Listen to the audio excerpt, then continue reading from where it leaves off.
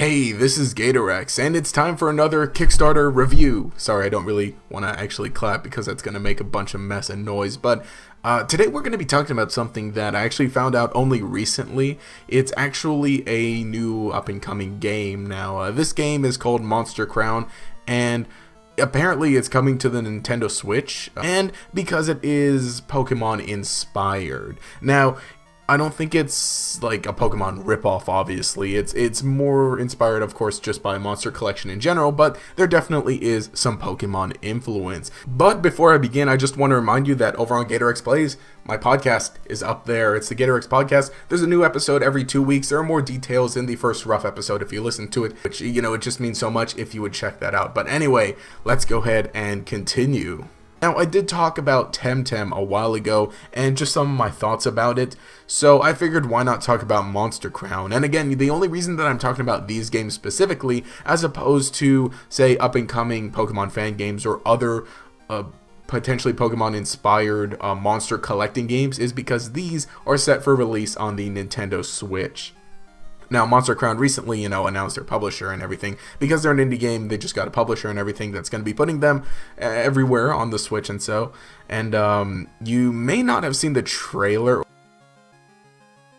or everywhere. And what's funny is the Kickstarter for this was up about the same time as Temtem's, I believe. But like I said, I just didn't really see anything from about Monster Crown. And, I'm going to stop talking about Temtem because they're different things. They're separate.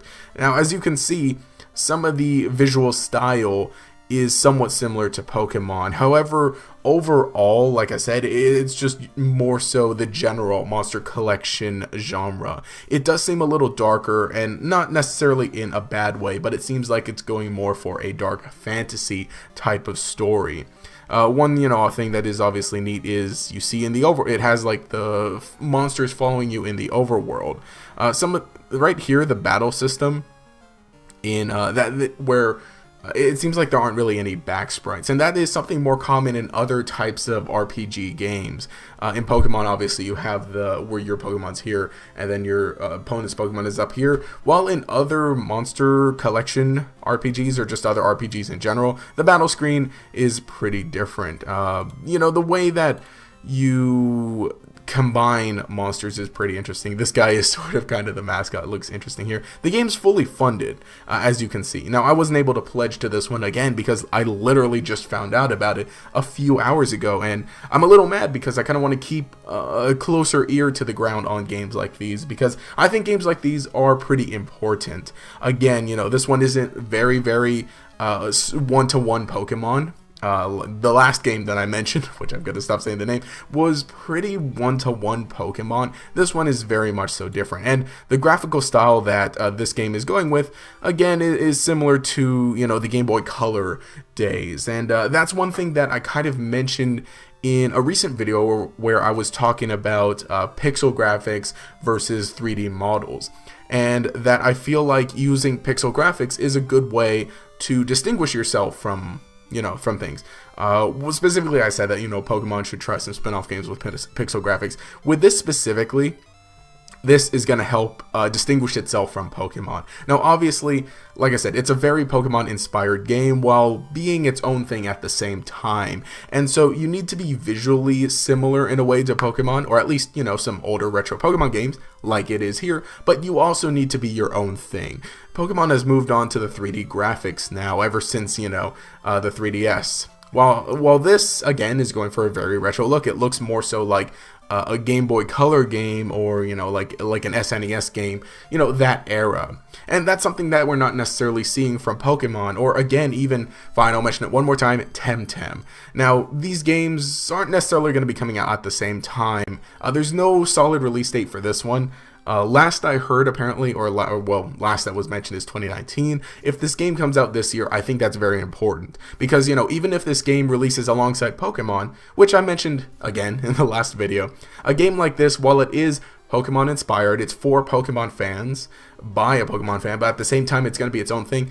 The fact of the matter is, if it's going to be on Nintendo Switch, and it's going to be similar in any way to Pokemon, it's competition with Pokemon. While, again, it's obviously made by fans.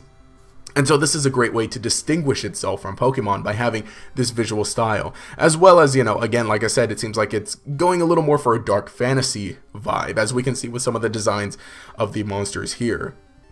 There is also a pretty interesting feature in how you breed the monsters. And it's really interesting, and I encourage you, if you're curious at all, to go ahead and look up some playthroughs, because there's a demo out right now. You can even play the demo if you want. I'm not going to play it because I'm not a PC. My PC's barely.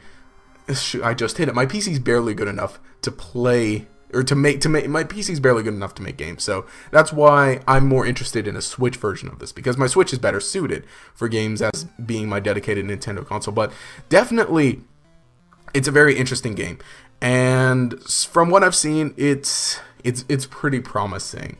Like I said, I feel like that's the main points. Let's see. So some of the things that are mentioned here, which I kind of didn't go over, are that there are 200 plus monsters to collect, which that's great. Need some good variety.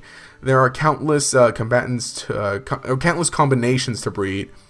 Spawning wild world, deep dark story, pivotal choice that drastically changes the ending on post game, and online battling and trading. And I meant to highlight that, not move that. But online battling and trading, that is something very important. And again, it's something that I mentioned. With a game like this, you're going to need to continue keeping it alive. You're going to need to keep it alive from your very announcement up until the release of the game, to keep people interested, to keep backers interested, to keep people like me who are watching closely and awaiting a release interested.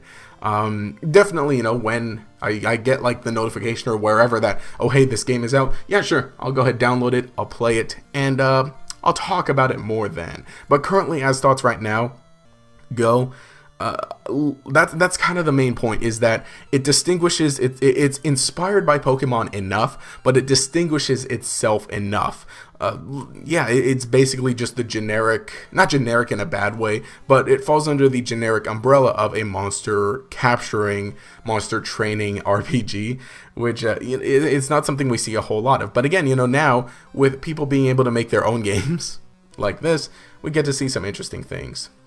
In a way, I think this is a little more promising. Obviously, it's not as nice, it's not as fancy, it's not as polished, it's not as pretty, maybe. And the designs for the monsters themselves are definitely different. They're going to take some getting used to. But again, that's more so with what the type of game that's going to be going with. Like, the style, like I said, it looks very much so like a dark fantasy kind of thing.